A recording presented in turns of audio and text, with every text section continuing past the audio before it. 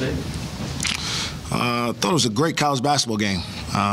Anybody who got to see it, obviously who roots for Arkansas probably feels a little bit better about it than I did even. Got a really good team. This is one of the best venues in all of college basketball for sure, and they had it rolling today. And credit to Coach Anderson and his staff for having his guys in a position to be able to fight and claw back and find a way to win. Obviously disappointed in the result for our team, but really proud of the way our guys responded to a little bit more adversity, like we hadn't had enough already this year.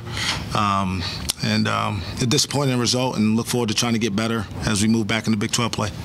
Mike, we talked the other day about how defense in the second half turned the ball. Tonight it was 2 field goals, I think, in the last 16 minutes. What sort of attribute that to? Yeah, I mean, we had some good looks there. I mean, even up to the last possession, you get 2 layups.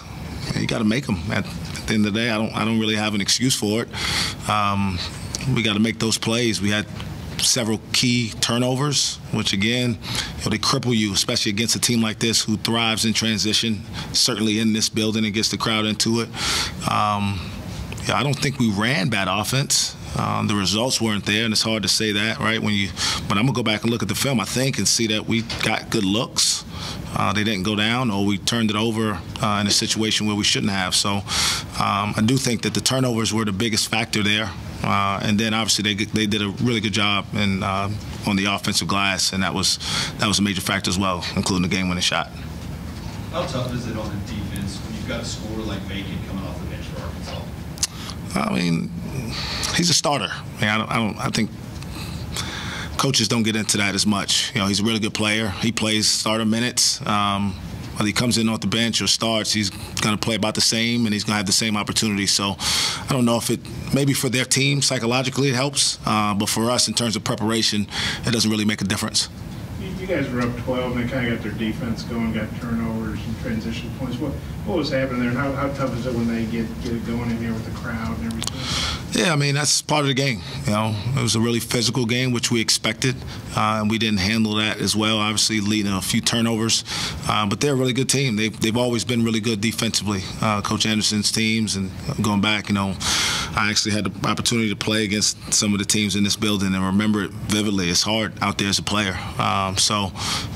Yeah, they're good. They're an NCAA tournament team who will have a lot of success when they get back in SEC play. How tough was it to play with essentially only 1 point guard in Brandon Averett? I think he logged tonight 36 minutes, so how was that just only really having 1 point guard to utilize? Yeah, I mean, it's not ideal, but anybody who knows me has talked to me before. I'm not an excuse maker. I knew what the deal was going in. It's obviously unfortunate. We hope to get Kendall healthy as soon as possible so he can help us, but we didn't have him today. We put ourselves in position to win the game. We just didn't finish the right way. And so, sure, was it a little bit much maybe for him? Maybe, but I think he's tough enough. I think he's in good shape. That's the reason we do all that running in practice and conditioning in the summer and fall, is so when, things like that happen during the season, you're ready. And I thought we handled it well. We just didn't make enough plays. That's what it came down to. It wasn't about having another play. It was about we just didn't make enough plays in this game with the guys we had. And you're down 2 guys, 2 of your top players. I mean, how just tough is that to come in here in a road game? Again, it's not ideal. You want to have as many guys as you can possibly have. We threw a walk-on in there in the game today in the first half, and so that shows you the kind of management we had to do today. But at the same time, again, he's as capable of helping us in different ways as any of the other guys. And I got full confidence because he cares about the right things that he's not going to hurt us while he's out there. I'm proud of Trey Reeves for being ready. And everybody on our team gave us everything they had. And it just wasn't quite enough today to win. Obviously, with Kendall, you have to wait and see with the flu. What's sort of Tavares' status going forward? We don't know yet. We just heard yesterday it's a little bit more severe than, it's not getting better as fast as we thought. So we thought we'd hold him and see if holding him if rest is the best thing. And so I'll leave that up to the doctors and trainers. I don't get into trying to do the medical thing. When they tell me he's available, we'll put him back out there. You guys used your 3-2 zone a lot today. Was that you trying to conserve some energy, or did you see something in their offense that might have worked? It's a little bit of everything. When you got just 9 and only 8 scholarship guys, you know it's going to be a close, hard-fought game, like almost all the games are this time of year, and you got to try to manage your way through it, certainly in the first half, to keep as many guys fresh as possible for a late run. But yeah, I mean, I thought the zone would be effective against their motion offense, but at the same time, it was partly due to not having as much depth as we would like. Arkansas won a bunch of these close games lately. Maybe in preparing for them, what you saw today, what is it about them that's enabled them to win all these tight games? They're really good players. We got guys who aren't afraid of the moment. They've been in these situations before. I think 8 of these guys were on the team last year. We played against them, so we know what those kids are about. They've got a toughness about them, and they're really, really well coached. And winning close games is a sign of a really well coached team. Your group said that you got kind of rattled there towards the end. What did you see on your team with that? Did you see those guys getting rattled when Arkansas was coming back? I didn't hear who you said. Who was it? McGriff mentioned okay. That they got kind of rattled there towards the end. I could see that. I've been there as a player. We have that effect sometimes in our building when it gets like this, and so we get better and learn from it, and hopefully the next time we're in this situation, we'll finish a little bit stronger. Despite the scoring struggle, I know McGriff did have several chances where he got several rebounds, and he also had the most points out of people coming off the bench. What do you have to say about McGriff's performance today, and especially in the first half, the rebounds he was able to get? I thought he was the Cam that we need every night today. High energy, guy who's really aggressive on the offensive glass, gets points in transition, and plays with great energy on both ends of the court. So we got to find a way to replicate that, for another 10 games or so in Big 12 play.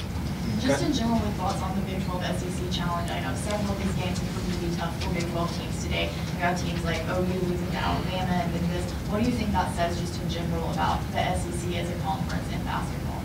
I think they're two really good leagues. I think it's why the challenge is as good as it is, and it's highly anticipated, partly because of the time of year. You don't usually have this intra-league type thing. They're really good teams in both leagues. Having coached in both, having played in the SEC, got a lot of great respect for all the coaches and programs in the SEC. But I certainly think that it's not like we're going to get it easy when we go back in the Big 12 play on Tuesday. You've sort of said, after Texas Tech, different games, you feel like this team's close, and obviously, again, you're close. What do you feel like is that missing element? I don't know. It's hard for me to say, Mark. Right after the game, I have to go back and watch to see what exactly caused it today. But I look at the stat sheet and see they got 23 second chance points, and they got 20 points of our turnovers. I mean, when you score 66 and 43 of them are fairly easy. You imagine when they're getting second chance points, they're not contested ones, and the ones off turnovers are pretty easy also. That we're not doing enough offensively to make sure teams don't get easy baskets, and then we're not finishing defensive possessions. But again, I'll have to go back and look at the film to be sure of that. Just looking at the stat, those are the first things that jump out at me.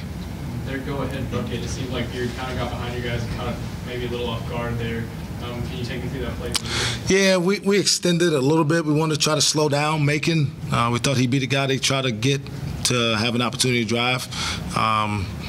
So we were going to fall back a little bit into our zone again, but Beard made a play, and again, it led to an offensive rebound. It wasn't necessarily that shot as much as shot went up, and we kind of stood and watched, and one of their guys got behind us and tipped it in. Arkansas had a tribute today to the 10. Just were you aware that was going to come, and just what were your thoughts on it?